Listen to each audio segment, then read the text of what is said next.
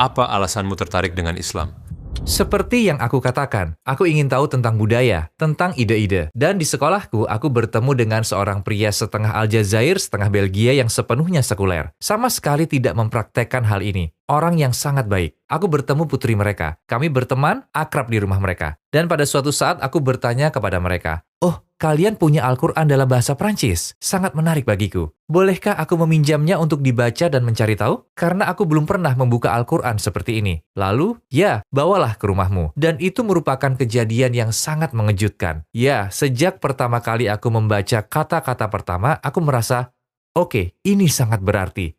Ini adalah pertama kalinya dalam hidupku aku membaca teks tersebut, yang bukan tentang seseorang atau sesuatu selain diriku. Teks ini berbicara kepadaku. Rasanya seperti aku mendengar suara yang berbicara dari dalam buku. Jadi ini adalah pengalaman yang sangat mengejutkan. Aku benar-benar ingat dengan sangat baik bagaimana keadaanku saat itu. Aku seperti, wow, karena kau tahu, aku anak berusia 15 tahun yang bermain skateboard dengan temannya, tidak tertarik dengan hal-hal semacam itu.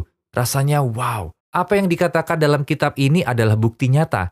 Ini seperti, oke, sadarlah sekarang. Lihatlah sekelilingmu.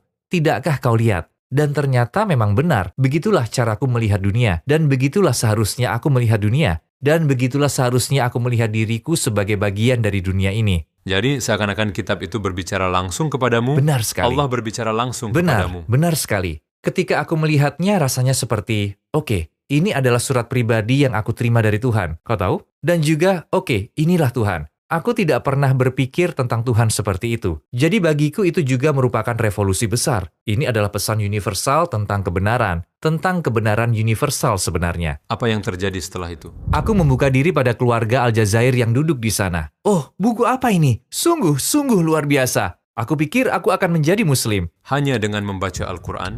Ya, dan tanpa pernah mengenal seorang Muslim pun. Pada dasarnya aku sangat yakin.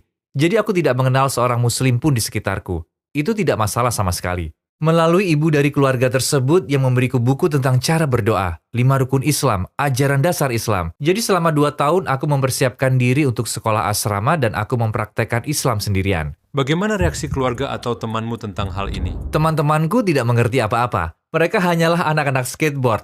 Anak-anak muda yang suka bersenang-senang. Dan mereka seperti, apa yang kamu lakukan di sana? Apa itu? Mereka menertawakanku, tetapi mereka adalah orang-orang yang baik. Jadi mereka menerima dengan baik. Itu adalah hal yang wajar. Aku pikir semua orang, teman-temanku, keluargaku, semua orang mengira itu hanya kelakuan remaja. Iseng. Ya, iseng. Tepatnya akan berlalu seiring berjalannya waktu. Namun apa yang sulit diterima olehmu sebagai orang Eropa adalah aturan.